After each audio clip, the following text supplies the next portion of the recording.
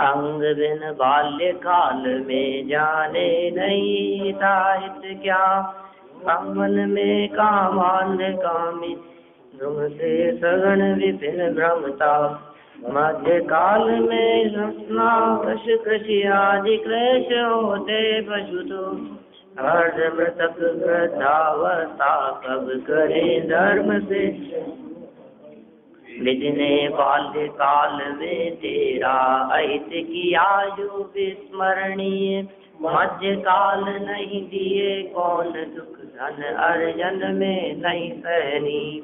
दंत दलन आदि चेष्टा से किया बुढ़ापे में अपमान, फिर भी विधि के वश में चलना चाहे तू दुर्मतिमान। कर्मय वचन न सुनना पड़े अतवेरे कान, निंद दशा नहीं देख सके इसलिए नेत्र में अंधापन। यम को सन्मुख लख कर भय से कंपन होता है तन में, निश्चल है तू जल से घर संकीर्ण जरामय इस तन में। अति परिचित में हो ये अवज्ञा नूतन में होती है प्रीत, गुण में अरति दोष में रति कर क्यों युति करता जग रीति। हंसों द्वारा भुक्त नहीं होता जल से अलिप्त रहता, अतः कठोर कमल जो के जिस काल में यह विचार नहीं करे गंध में मुक्त भ्रमर करते प्राणान। हिताहित का विवेक जो व्यसनों में हो, सद्बुद्धि होना दुर्लभ है अति दुर्लभ विचार पर लोग, बुद्धि प्राप्त कर रहे प्रमादी अतः ज्ञानियों को है सोच। जिससे हुए लोकपति राजा जन प्रसिद्ध वह धर्म विधान, सोचनीय सक्षम होकर भी ज्ञानी नृप के किंकर जान। सोचनीय सक्षम होकर भी ज्ञानी नृप के किंकर जान। देखिए आप यहाँ आत्मानुशासन नामक इस ग्रंथ में गुणभद्र आचार्य देव आत्मा पर अनुशासन करने के लिए स्वयं पंचेंद्रिय विषय भोगों से विरक्त होकर मनुष्य जन्म, मनुष्य भाव, इसकी दुर्लभता का विचार करते हुए कहते हैं कि बाल्य अवस्था में धर्म बहुत जटिल है, संभव नहीं है। युवा अवस्था में भी यह जीव धर्म साधन नहीं कर पाता है, और वृद्धावस्था का इतना खतरनाक स्वरूप है कि यह धर्म साधन करना भी चाहे तो कर न सके। इस प्रकार ये तीनों ही अवस्थाएं, बाल्य, युवा और वृद्धावस्था, ये तीनों ही अवस्थाएं धर्म साधन न कर सकने के कारण निष्फल होकर मनुष्य जन्म को बर्बाद कर देती हैं। माने हमारा मनुष्य जन्म यदि हमें बर्बाद न करना हो तो इन तीनों ही अवस्थाओं में जो योग्य अवस्था, जो योग्य काल हमारे को दिखाई देता है, उस योग्य अवस्था और योग्य काल में आत्म कल्याण में हमें जुट जाना चाहिए, लग जाना चाहिए। कल हमने यहाँ इन तीनों अवस्थाओं में धर्म की दुर्लभता की चर्चा पढ़ी है कि भाई धर्म कितना दुर्लभ है।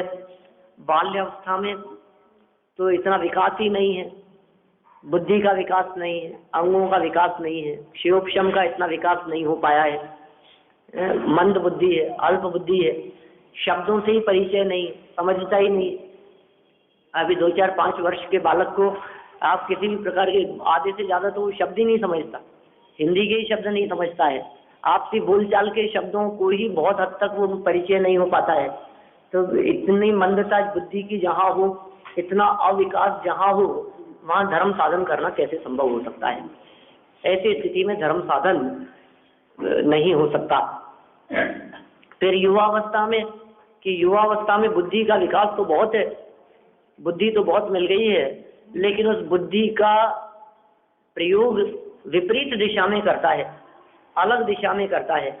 धर्म क्षेत्र में उस बुद्धि का प्रयोग न करके, धर्म में प्रयोग न करके धन में प्रयोग करता है। तो धन प्राप्ति में पूरा यौवन अवस्था और पूरा काल निकल जाता है, और फिर वृद्धावस्था का तो बहुत सुंदर विस्तार से दुखमय चित्रण किया है। अपन आगे पढ़ने वाले हैं। आंखें क्यों नहीं है और कान क्यों नहीं है, 91 नंबर के श्लोक में अभी पद्यानुवाद में पढ़ा था अपन ने। क्या आंखों से क्यों नहीं दिखता है, कि इसलिए नहीं दिखता है कि निंदे दशा नहीं देख सके। कि कानों से क्यों नहीं सुनाई देता है, कान क्यों खराब हो जाते हैं वृद्धावस्था में, कि तिरस्कार रूप लोगों के वचन नहीं सुनाई दे रहे। ये प्रकृति की ऐसी व्यवस्था है कि वृद्धावस्था में आंख नाक कान आदि का काम करना स्वयं बंद कर देता है। कि हाथ पांव क्यों कांपने लगते हैं, कि यमराज के आने की आहट मात्र से, उसके विचार मात्र से मानो ये धूजता हो, कांपता हो, घबराता हो, इसलिए हाथ पैर धूजने लगते। कितना सुंदर चित्रण किया है। अपन पढ़ेंगे उसको यथा समय, कल तक आएगी उसकी चर्चा। अभी तो देखिए आप 89 नंबर का श्लोक, और इस श्लोक का अर्थ कल पढ़ लिया था, आज भावार्थ पढ़ते हैं। 83 नंबर पेज है। सभी पर्यायों में मनुष्य पर्याय धर्म साधन में कारण कही गई है। देखो अब ये भी एक विशेष बात ही है। यद्यपि आचार्य देव मनुष्य दशा की तीनों पर्यायों में धर्म साधन की दुर्लभता बता रहे हैं, तो भी बाल्य युवा वृद्धावस्था में धर्म साधन की दुर्लभता बता रहे हैं, तो भी ऐसा होने पर भी मनुष्य पर्याय ही एक ऐसी पर्याय है जिस पर्याय में धर्म साधन करना सुलभ है। क्या कैसी बात कर रहे हो, बाल्यावस्था में हो नहीं सकता, युवावस्था में हो नहीं सकता, वृद्धावस्था खराब है, तीनों अवस्थाओं में हो नहीं सकता, फिर भी कहते हो मनुष्य पर्याय में सुलभ है। कि हाँ, और पर्यायों की तुलना में मनुष्य में तो ये तीन ही अवस्थाएं हैं ना, लेकिन नरक में तो हो ही नहीं पाएगा, क्योंकि माहौल ही नहीं है इस प्रकार का। निरंतर लड़ाई झगड़ा और मारकाट मची रहती है, मारो काटो का शोर मचा रहता है, दुख और वेदना इतनी होती है, तो नरक में चांस नहीं है। हाँ, और तिर्यंच में, यार तिर्यंचों में भी अपार पीड़ा है, समझिएगा कैसे, न तो समझने की सामर्थ्य है और न समझाने वाले मिलते हैं। कभी देखा किसी को कि बंदरों को इकट्ठा करके पढ़ा रहा हूँ, जानवरों को इकट्ठा करके उनकी क्लास ले रहा हूँ कि देखो भाई बंदरों, ये जो बंदर दशा तुम्हारी दिखाई देती है, ये तो वर्तमान अवस्था है, वास्तव में तुम बंदर नहीं हो, तुम तो आत्मा हो, जीव हो, चैतन्य हो। ऐसा ऐसा कोई समझाता है कभी बंदरों को, जानवरों को? चलो बंदर तो बहुत चंचल है, समझते नहीं होंगे, बार बार उछल कूद मचाए। गाय को बैठा करके इकट्ठा करके, भाई तिर्यंच गति में चांस ही नहीं है, होता ही नहीं है। तो फिर देव गति में, नरक में रोगों से और देव में भोगों से फुर्सत नहीं मिलती। नरक में तो तन में अपार रोग हैं, तो इतने रोग हैं नरक में, जिन रोगों से, जिन वेदना से, दुखों से, तकलीफ से आत्म कल्याण की फुर्सत नहीं है, मार काट लड़ाई झगड़े से। और देवगति में, कि देवगति में इतने भोग हैं, इतनी साधन सुविधाएं हैं, इतने अपार वैभव है, इतनी सामग्री है कि उससे फुर्सत नहीं मिलती, भोगने से फुर्सत नहीं मिलती। तो देव और नारकी दोनों के पास फुर्सत नहीं है। कि साथ तिर्यंचों के पास तो बहुत फुर्सत है, गाय बेचारी चढ़ करके आती है, घंटा 2 घंटा बैठी रहती है, उसके पास फुर्सत है। तो न उसमें समझने की बुद्धि है, और समझने की कदाचित बुद्धि हो तो उसे समझाने वाले नहीं मिलते। तिर्यंचों को जाकर के कौन समझता समझाता है? तो यहाँ कहा है अन्य किसी भी पर्याय में धर्म साधन करना सहज नहीं है, सुलभ नहीं है। सभी पर्यायों में, पहली लाइन में क्या बात कही है? सभी पर्यायों में मनुष्य पर्याय धर्म साधन में कारण कही गई है। माने सब में एकमात्र मनुष्य पर्याय ऐसी है जो धर्म साधन के लिए जिसे कारण कहा गया है। धर्म साधन करने में ही मनुष्य पर्याय की सफलता है। मनुष्य पर्याय की सफलता किसमें है? धर्म साधन करने में ही है। परंतु तेरी मनुष्य पर्याय सफल कैसे होगी? बोलो, एक तरफ तो कह रहे हैं मनुष्य पर्याय की सफलता इसी में, और दूसरी तरफ तेरी मतलब मुझसे बात कर रहे हैं, ऐसा समझिए आप। गुणभद्र आचार्य देव मुझसे बात करते हुए कह रहे हैं कि देखो भाई, काम तो मनुष्य पर्याय में हो सकता है, लेकिन तुम्हारी मनुष्य पर्याय सफल कैसे कर पाओगे तुम? कि क्यों भाई, क्या ऐतराज है कि बचपन तो तुमने ऐसे खो दिया, युवावस्था में इधर फंसे रहते हो, अब वृद्धावस्था में ऐसी दशा हो जाएगी, कैसे कर पाओगे? हमें तो बहुत लग रहा है कि तुम्हारे से तो तुम्हारे बस की बात नहीं है। मतलब बड़े दुख और खेद के साथ में आचार्य देव ये शब्द व्यक्त कर रहे हैं कि भाई, धर्म साधन करने में ही मनुष्य पर्याय की सफलता है, परंतु तेरी मनुष्य पर्याय सफल कैसे होगी? तेरा जीवन कैसे सफल होगा? क्योंकि बालकपन में तुझे हित अहित का कुछ भी ज्ञान नहीं हो सकता। बालपने में हित अहित का ज्ञान नहीं हो सकता। ये बालक अवस्था तो इस प्रकार निकल गई, ठीक है ना? खेल खिलौनों के साथ में निकल गई, ना समझी में निकल गई, मौज मस्ती में निकल गई बालक अवस्था।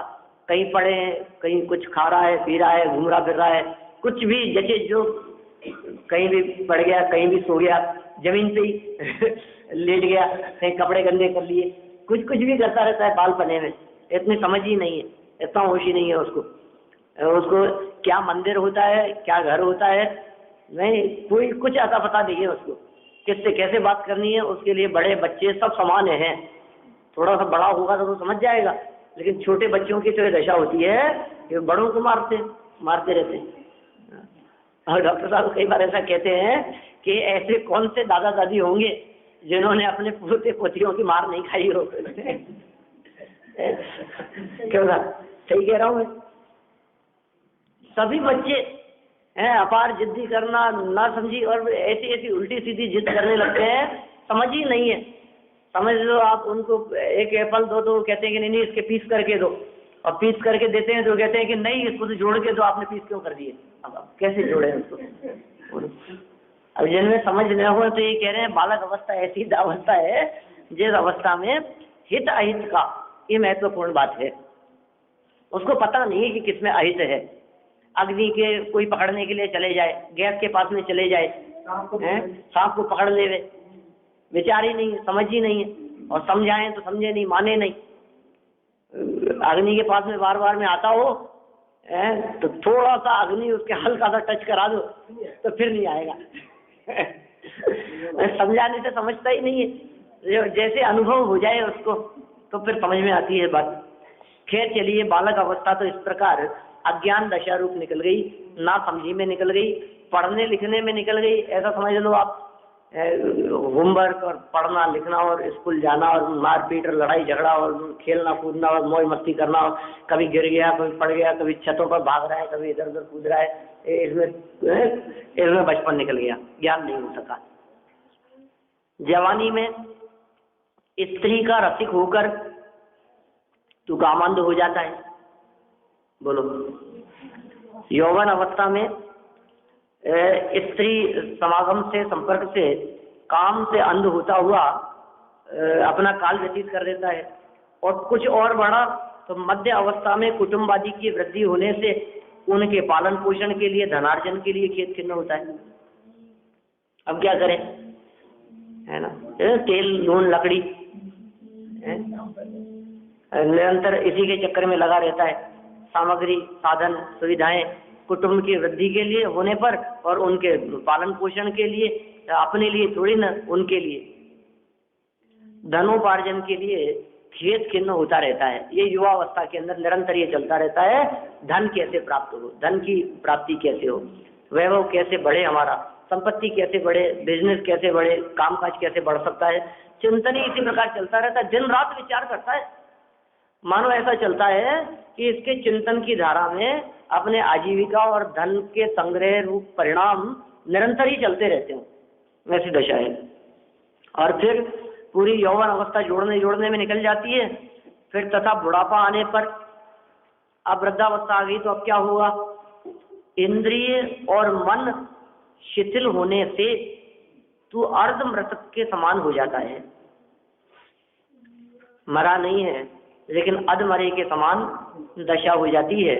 इंद्रियों की भी और मन की भी शिथिल होने से, परिणाम शिथिल होने से आधे मरे के समान हो गया। मरा नहीं है लेकिन अब मरने में कुछ बाकी भी नहीं रहा है। जो लोग कोमा में पड़े हैं, जो लोग बिस्तरों पर पड़े हैं, जो लोग 6-6 महीने से जिन्होंने बिस्तरों से उठे नहीं हैं, अब उनका क्या जीने में जीना है बताओ। अब यद्यपि वो हमारा राग ही है कि हम उन्हें फिर भी बचाने का प्रयास करते रहते हैं, लेकिन वस्तु स्थिति तो ये है कि वे जिंदा भी रहेंगे तो वे क्या कर लेंगे, वो क्या हो जाएगा। कुछ नहीं, बस ठीक है बोलते रहें और कोई बात नहीं, जिंदा तो रहें, बचे तो रहें। अरे लेकिन क्या होगा उससे। हाँ, यदि वे जिंदा रहकर कुछ अपने उपयोग को तत्वज्ञान में लगाते हों, लगा सकते हों, तब तो उनके जीवन की भी सार्थकता है। यदि कोई धर्म साधन कर सकें, पढ़ सकें, सुन सकें, चर्चा कर सकें, अपने उपयोग को निर्भर कर सकें, तब तो उनके जीवन की सार्थकता है। अदरवाइज तो वो मरे हुए के समान है। ऐसी स्थिति में तो धर्म का साधन कब करेगा। मतलब सारी बातें किसी और के बारे में नहीं, तू कह करके आचार्य देव अपने से कह रहे हैं ये बात कि देख, तेरी बाल्य अवस्था में तूने ये किया था, तेरी युवा अवस्था तेरी ऐसे बीत गई थी, तेरी युवा अवस्था बढ़ते हुए तो इस प्रकार उलझा रहा, तेरी वृद्धावस्था में तेरी ये हालत हो रही है। ऐसी स्थिति में तू धर्म साधन कब करेगा। वाक्य दिए हैं 4, लेकिन इन 4 वाक्यों के अंदर 10-10, 20-20 साल निकल गए। इन 4 वाक्यों में कैसे वर्णन करें। बाल्य अवस्था का वर्णन किया तो निकल गए 10-15 साल, युवावस्था का वर्णन किया तो निकल गए फिर 20-25 साल, 30 साल, और फिर वृद्धावस्था का वर्णन किया 10-20 साल तक कैसी दशा होती चलेगी, और दिन पे दिन हालत बिगड़ती चली गई, माइनस में जाता चला गया। तथा तेरा मनुष्य जन्म सफल कैसे होगा, तू धर्म साधन कब करेगा, समय नहीं मिला, और मनुष्य जन्म सफल कैसे होगा, ये प्रश्न कर रहे हैं। इस प्रकार बाल और वृद्धावस्था में तो तेरा वश नहीं है। 1 नंबर दिया है नीचे फुटनोट देखिए, इन अवस्थाओं में कुछ भी धर्म कार्य नहीं किया जा सकता। बाल्य अवस्था में भी धर्म कार्य नहीं किया जा सकता और वृद्धावस्था में भी धर्म कार्य किया ही नहीं जा सकता, और इन दोनों अवस्थाओं में तो तेरा वश चलता नहीं, चलता ही नहीं है। मैं क्या करूं, पैर ही नहीं जल रहा है, मैं क्या करूं। जवानी लड़खड़ा रही है, आंखें खोल करके मैं पढ़ ही नहीं पा रहा हूं, इतना आंखों से पानी आता है, तो मैं क्या कर सकता हूं। अब मेरा बस नहीं चलता इसमें। मैं तो सुनना चाहता हूं लेकिन सुना ही नहीं जाता है। मैं तो बैठे रहना चाहता हूं लेकिन कमर साथ नहीं देती है, मैं बैठ ही नहीं सकता, मैं मंदिर जा ही नहीं सकता। सबकी होनी है दशा, शरीर की स्थिति तो सबकी इसी प्रकार की होनी है, दिन प्रतिदिन बिगड़नी ही है। ये कह रहे हैं इस प्रकार बाल और वृद्धावस्था में तो तेरा वश माने कंट्रोल नहीं है। अतः यौवन अवस्था और मध्यावस्था,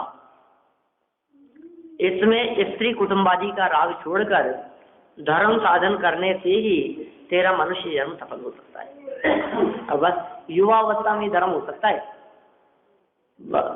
कुछ बढ़ती हुई बाल्यावस्था और युवावस्था, समझिए आप 20 से लेकर के 50 तक का काल समझना चाहिए। ये बहुत महत्वपूर्ण काल है, जिस काल में व्यक्ति संभल करके धर्म साधन कर सकता है। यौवन अवस्था से कहाँ तक रही है? यौवन अवस्था 20 से 50 ही रखी आपने। वो और कम ज्यादा कर लो जी थोड़ा सा, और क्या।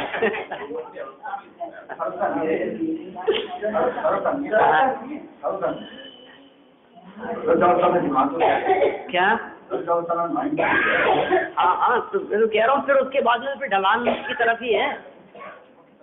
पहले से ही करता आएगा तो वृद्धावस्था में कर लेगा। हाँ सही बात नहीं करेगा तो लेकिन तो भी ज्यों ज्यों वृद्धावस्था नजदीक आती जाएगी त्यों त्यों शारीरिक शिथिलता और अशक्तता के कारण वो करने में असमर्थ रहेगा।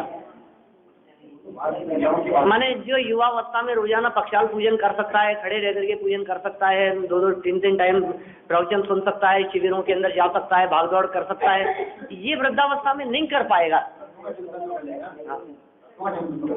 हम तो अवस्था की चर्चा कर रहे हैं ना, वृद्ध अवस्था तो ये शरीर की अवस्था है, शारीरिक अवस्था ऐसी हो जाएगी कि ये सब नहीं कर पाएगा और दिन पे दिन बिगड़ती चली जाती है। मेरे ऐसे 50 लोग दिखते हैं ऐसे। मुझे 24 साल हो गए यहाँ बड़े मंदिर आते हुए, ठीक है, बुद्धिपूर्वक अनवरत चलते हुए। 88 से शुरू किया था, 1 जून 88 पाठशाला शुरू हुई थी यहाँ, और 24 साल में 50 लोगों को देखा है जिन्होंने मतलब अंत समय आते आते और फिर मंदिर आना ही बंद। आपने भी देखा होगा भाई, अरे खूब नरे हैं, मतलब समझ लो आप, देवीलाल जी आते थे और आते थे, और वो ये थे बाबूलाल जी थे, और सब बहुत सारे लोग वृद्धावस्था में, बहुत सारे अम्मा जी वगैरह सब बुजुर्ग आया करते थे। विमला जी आती थी, पद्मा जी आती थी। अभी अब क्या धीरे धीरे करके सब करते चले जाते हैं। अब क्या करें, मन बहुत है, इच्छा बहुत है, लेकिन शक्ति नहीं है। हाँ, ताराचंद जी साहब हैं, संतोष जी जानजी जी साहब हैं, सभी लोग बहुत बहुत तो चेहरे निगाह में है, लेकिन नाम नहीं ध्यान में है मेरे। ऐसे कितने ही लोग हैं, समझ लो आप, जो लोग मतलब जीवन भर करते रहे, अगर अंत समय में शारीरिक अशक्त था, क्या करें। उनके जानजी जी, बाबूलाल जी की तो ऐसी दशा थी कि वो सीढ़ियां नहीं उतर सकते थे। 1994 में जब मैं वहाँ मधुचंद जी के मंदिर में प्रवचन किए थे मैंने, तो उस समय उन्होंने ये कहा था मेरे से, अरे बेटा हम तो, हमारी तो गारंटी हो गई अब। किस बात की? कि हमें हमारे जीवन भर ये जनवाणी की चर्चा सुनने को मिलेगी। अब पंडित जी, संतोष जी, जानजी जी रहे चाहे नहीं रहे, लेकिन हमें हमारी तो गारंटी हो गई। वो यदि हमसे पहले भी चल बसे मान लो, तो हम तो जीवन भर सुन सकते हैं। और लेकिन अंत समय तक आते आते ऐसी दशा हो गई कि वो कई सालों तक मंदिर नहीं आ सकते थे। वो बहुत, आप ये तो मैंने उन लोगों की बात कही जो यहाँ आते रहे हैं। अब आप समझ लो ऐसे लोग जो नहीं आते हैं। अब वृद्ध लोगों की दशा देखो, आप अपने घर में, आस पड़ोस में, रिश्तेदारों में, जानने वालों में, मिलने वालों में, तो आपको तो बहुत मिल जाएंगे, सबके घरों में मिल जाएंगी ऐसी दशा। अरे ऐसी वृद्धावस्था में तू धर्म साधन कब करेगा और मनुष्य जन्म को सफल कैसे करेगा? अरे उस वृद्धावस्था में तेरा वश नहीं चलता। मन तो चलाता है लेकिन वश नहीं चलता, करे क्या? अतः यौवन अवस्था और मध्यावस्था में बीच का जो काल है, यौवन अवस्था कह दो और मध्य अवस्था कह दिए, मतलब बालक भी नहीं है, अनजान हिताहित के विवेक शून्य भी नहीं है, और ऐसी अशक्त अवस्था भी नहीं है। इसके बीच के काल को यहाँ कहा गया मध्यकाल। मध्यकाल किसे कहे? अब हम लोग जितने यहाँ बैठे हैं, सब जो सुन रहे हैं, ये सब मध्यकाल में है ना। हमारा मध्यकाल चल रहा है, इसलिए कह रहे हैं मध्य अवस्था में स्त्री और कुटुंब, परिवार, घर गृहस्थी, इनके राग को छोड़कर धर्म साधन करने से ही तेरा मनुष्य जन्म सफल हो सकता है। माने हमारा मनुष्य जन्म सफल कैसे होगा? घर गृहस्थी, कुटुंब आदि के प्रति राग छोड़ करके धर्म साधन करेंगे तब। अरे साहब आप तो हमारी गृहस्थी बिगाड़ दोगे मतलब यदि घर गृहस्थी, कुटुंब आदि से राग छुड़ा करके धर्म में लगाने की बात कर रहे हो, हमारा तो घर गृहस्थी बिगड़ जाएगी, हमारी तो गृहस्थी चौपट हो जाएगी। हम तो पहले ही समझते थे जिनने कीने धर्म, तो ये तो बहुत मुश्किल हो जाएगी। आप क्या करा रहे हो? कह रहे हैं भैया राग कम कराने की बात कर रहे हैं, और राग कम कराने का अर्थ गृहस्थी छोड़ना नहीं है, गृहस्थी तोड़ना भी नहीं है। राग कम कराने का उद्देश्य तो इतना मात्र है कि जितना राग होता है उतना दुख दिखाई देता है। तो जितना राग कम रखेगा उतना तुझे दुख और वेदना भी कम होगी, और जितना गृहस्थी और जंजाल से बच करके रहेगा उतना धर्म साधन के लिए समय निकाल सकेगा। जितना राग में उलझा रहेगा उतना धर्म साधन नहीं कर पाएगा। तो अत्यधिक धर्म साधन करने के लिए, धर्म साधन करके मनुष्य जन्म सफल करने के लिए वहां से राग तोड़ाने की, कम करने की, मंद करने की यहाँ प्रेरणा दे रहे हैं। इसमें ही मनुष्य जन्म की सफलता है, सार्थकता है। कि साहब क्यों नहीं हो सकता बाल्यावस्था में? और क्यों नहीं हो सकता वृद्धावस्था में, तीनों अवस्थाओं में क्यों नहीं हो सकता? तो ये कह रहे हैं उन दशाओं में कर्म जनित दुख होता है, इसलिए नहीं हो सकता। माने अब वर्णन कर रहे हैं इन तीनों अवस्थाओं का। बाल्य आदि तीनों अवस्थाओं में कर्म जनित दुख, तीनों ही अवस्थाओं में कर्म का ही ऐसा खेल है। उपयुक्त तीनों अवस्थाओं में कर्म तेरा बुराई करने वाले हैं, अतः उनके वशीभूत होना योग्य नहीं है। यह बात आगामी छंद में कहते हैं। मतलब अगले छंद में यह बात कहना चाहते हैं कि इन तीनों ही अवस्थाओं में ऐसे ऐसे कर्म के उदय रहेंगे। वृद्धावस्था में ऐसा कर्म का उदय रहेगा कि हाथ पांव धूसते रहेंगे। वृद्धावस्था में ऐसा कर्म का उदय रहेगा कि दो पांव से चलना संभव नहीं होगा, तो तीसरे पांव की जरूरत पड़ेगी, लकड़ी। क्या करें? और फिर जब तीसरे से भी काम नहीं चलेगा तो फिर क्या होगा कि फिर तो व्हील चेयर की जरूरत है, फिर 4 लगेंगे क्या? बोलो, और फिर और अधिक अशक्त हो जाएगा तो चेयर पर भी नहीं चल सकेगा, फिर तो पड़ा ही रहेगा। तो इसलिए कह रहे हैं ये कर्म जनित दुख है।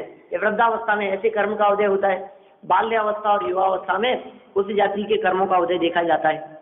यह बात आगामी छंद में कहते हैं। शार्दूल विक्रीडित नाम का यह छंद है। 90 नंबर का श्लोक हम पढ़ते हैं यहाँ से।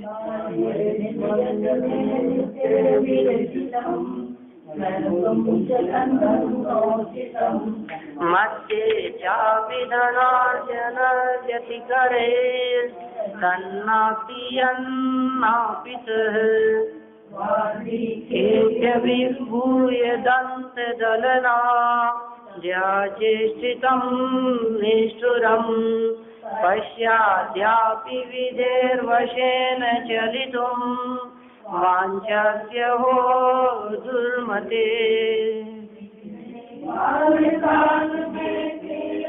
अहित किया जो विस्मरणी मध्य काल नहीं दिए को युग में नहीं सहनी दंत दलन आदि चेष्टा से किया बुढ़ापे में अपमान फिर भी विधि के वश में हो चलना चाहे तू दुर्मतिमान। देखो कितने सुंदर पंक्तियां कह रही है। विधि ने, विधि मतलब कर्म ने, कर्म की ऐसी हालत रही बचपन में, बाल्य अवस्था में कर्मों ने क्या किया? विधि ने बाल्य काल में तेरा अहित किया जो विस्मरणीय, भूल जाने योग्य, ऐसा अहित किया जो याद रखने योग्य नहीं। क्या याद करें हम, या फिर जो भूल नहीं सकते हम? कैसा अहित किया उस बाल्य काल में हमारा? बड़ी दुर्दशा थी। बाल्य दशा में दांत निकलते थे तो वेदना, और वृद्धावस्था में दंत दलन तो वेदना। दांतों का निकलना या अपार वेदना है, आसान नहीं है उसकी पीड़ा। जो अहित किया उस बाल्यावस्था में, कैसे कैसे अहित किए कि पिताजी के हाथ के चाटे पड़े नहीं है, कैसे कैसे अहित किए कि क्लास में बेंच पे खड़ा कर दिया गया, मुर्गा बना दिया गया। ये जो विधि ने अहित किए हैं, कभी गिर गया, कभी सीढ़ियों से गिर पड़ा, कभी जबरन खिलाया गया, मम्मी भोजन लेकर के पीछे पड़ी रही और इधर उधर भागता रहा, नहीं चाहते हुए भी, मन में नहीं होने पर भी जबरन खिलाया गया। कैसी दुर्दशा! कटिंग नहीं करानी थी और नाई के बिठा दिया गया और तू रोता रहा, तेरे बाल काट दिए गए। देखो ये सब विधि ने जो अहित किया है, डांट पड़ती रही, फटकार खाता रहा, और जो चीज चाहता था वो नहीं मिलती थी, छिपा करके रख दी जाती थी। खेलने के लिए खिलौने नहीं मिलते थे, मम्मी ताला लगा करके अलमारी में रख देती थी, और थोड़ा कुछ गलती कर दी और फिर चाटा पड़ता था, थोड़ी सी जिद कर ली और फिर पिटाई होने लगती थी, है ना। तो ये कह रहे हैं मध्य काल में, बाल्य अवस्था, बचपन में ऐसा अहित किया है। सबके साथ हुआ है ये सब। कभी होमवर्क नहीं किया, कभी एग्जाम आ गए, कभी ट्यूशन पर जाना है, कभी कुछ करना है, कभी साइकिल चलाने सीखता रहा तो कभी धड़ाम से उसमें गिरता रहा, कभी कुछ होता रहा, कभी डराते रहे, कभी अंधेरे का डर लगता रहा, है, कभी चूहे से डराया, कभी बिल्ली से डराया, निरंतर ऐसे डरते डरते, दुखी होते हुए, रोते परेशान होते हुए, आंख से आंसू बहाते हुए जो बाल्यावस्था बीती है, ये कह रहे हैं वो तो उसका तो हम क्या वर्णन करें, वो तो निकल गया।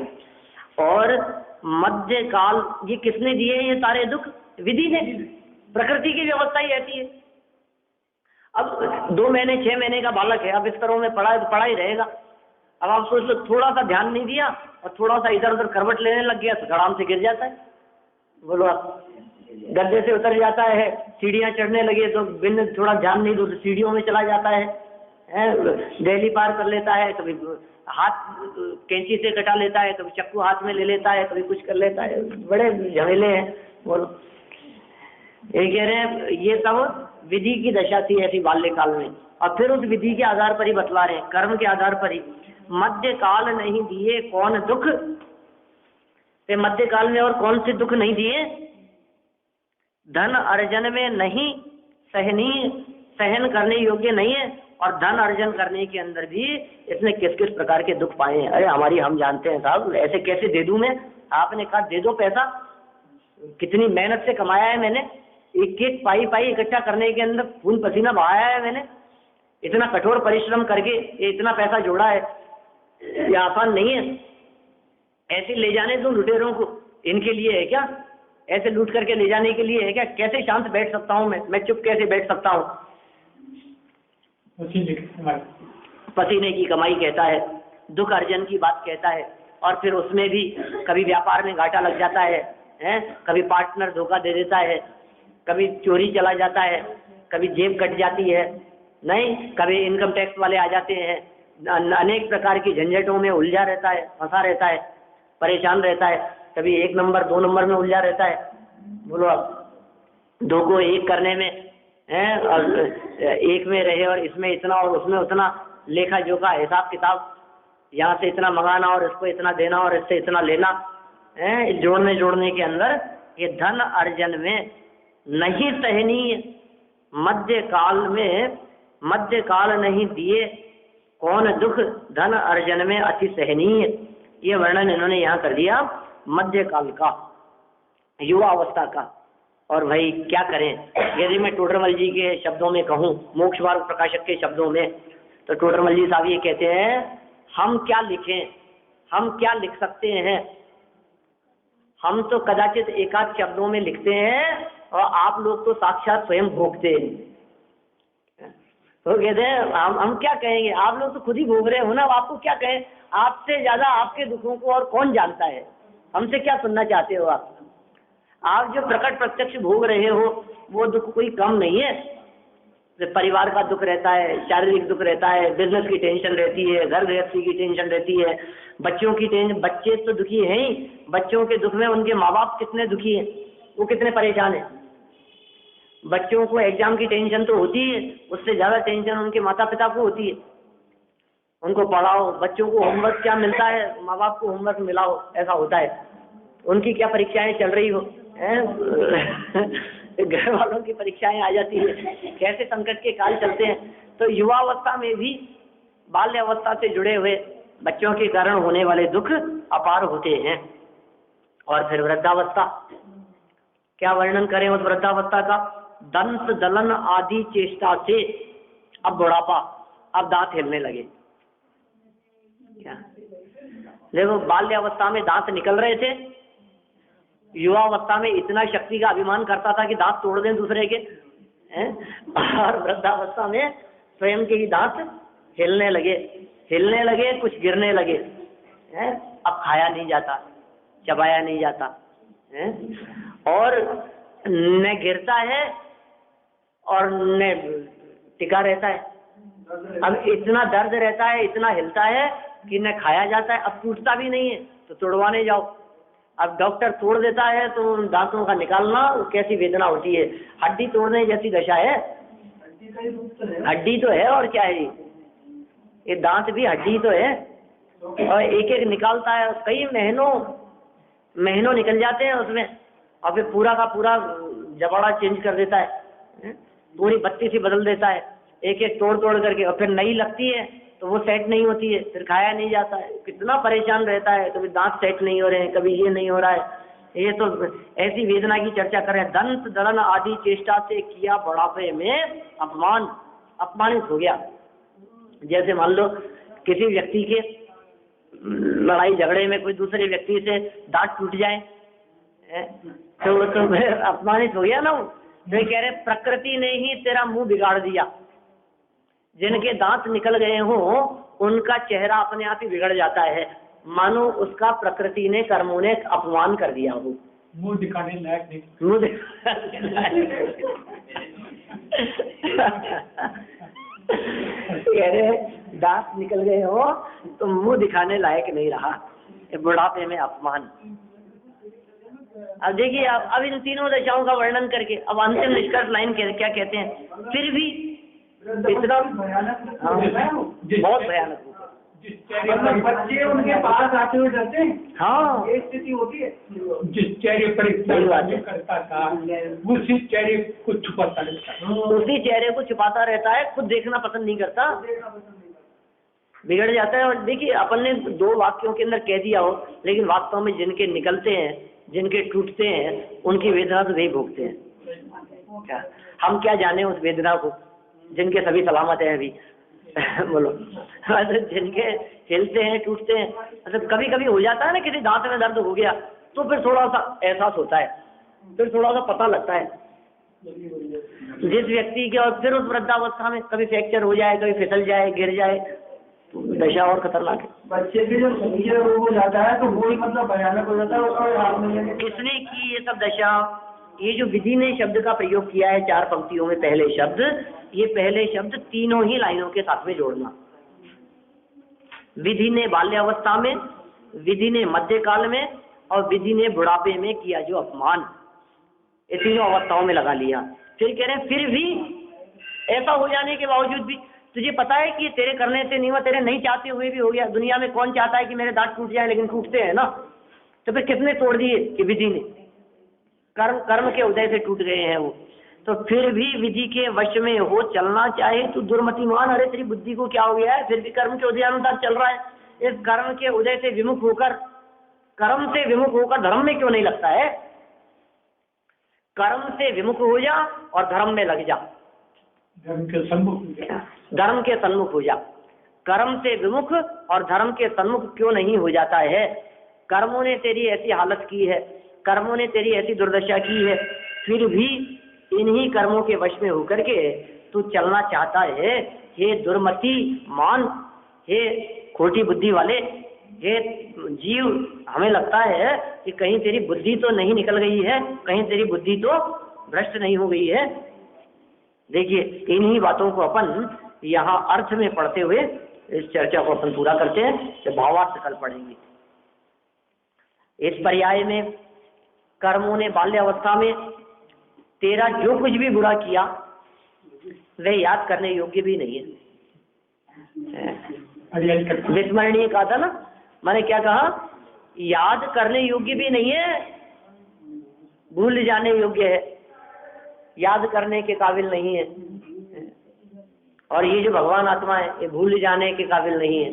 ऐसा मध्यावस्था में धनोपार्जन के उपायों में ऐसा कोई दुख बाकी नहीं रहा, धन उपार्जन के उपायों में ऐसा कोई दुख बाकी नहीं रहा जो कर्मों ने तुझे न दिया हो। ठीक है, उन्होंने वृद्धावस्था में दांत उखाड़ना आदि कठोर चेष्टाओं द्वारा तेरा अपमान किया। गुस्से में कहता है ना कोई व्यक्ति, जैसे कि देख तू होश में रह, संभल के रहना, दांत तोड़ दूंगा तेरे, बत्ती से निकाल दूंगा, इतना मारूंगा कि दांत निकल जाएंगे तेरे। तो एक कर्म कह रहे हैं ऐसा अपमान किया इन्होंने कि बिना कुछ वो देकर के ही, बिना इस प्रकार के कठोर शब्द कहे ही दांत निकालना चालू कर दिया उसने। यह सब देखकर भी हे दुर्बुद्धि, हे बुद्धिमान प्राणी, हे खोटी बुद्धि वाले, तेरी बुद्धि निकल रही है क्या? तो अब भी इन कर्मों के वश होकर रहना चाहता है, मतलब अब तो इन कर्मों के वश होकर के क्यों रहना चाहता है, ऐसी बात यहाँ इस अर्थ में कही है। भावार्थ में इसी बात का थोड़ा सा वर्णन और किया है। कल अपन इस बात को भावार्थ के माध्यम से पढ़ते हुए वृद्धावस्था की चर्चा करेंगे।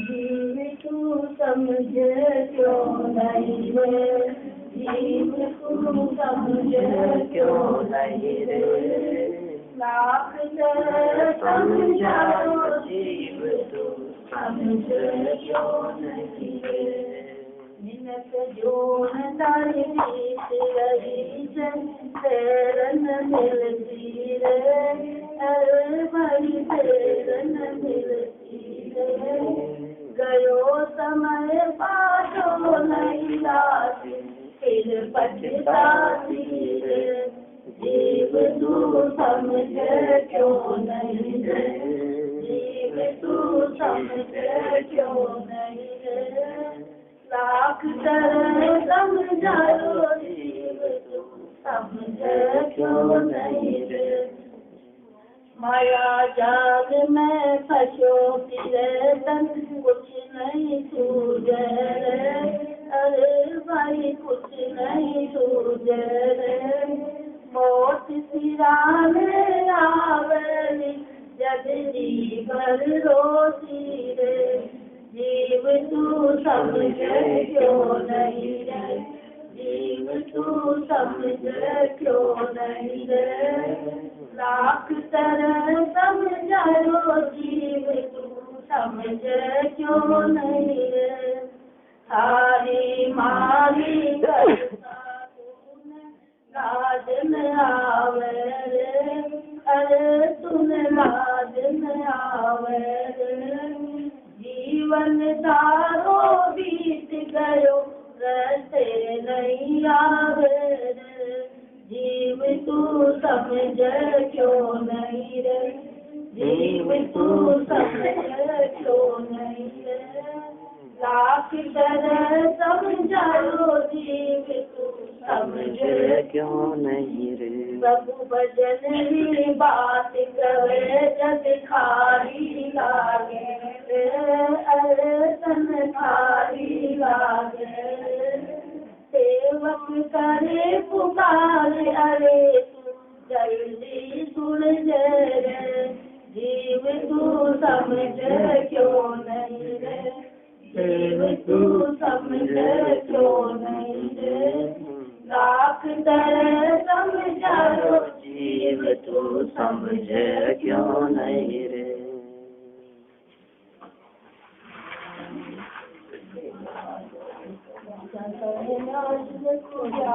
प्रकाश को आपा परगाश को भानु शिव खानी है, समुद्र जान को बंद जीवन को स्वपर पिछान को परम प्रमाणी है, अनुभव बताए को जीव के जताए को पाऊन जताए को भव्य उदानी है, तार को पार के उतार को सुख विस्तार को ऐसी जिनवानी है, जिनवानी की स्तुति अनुभूति भगवान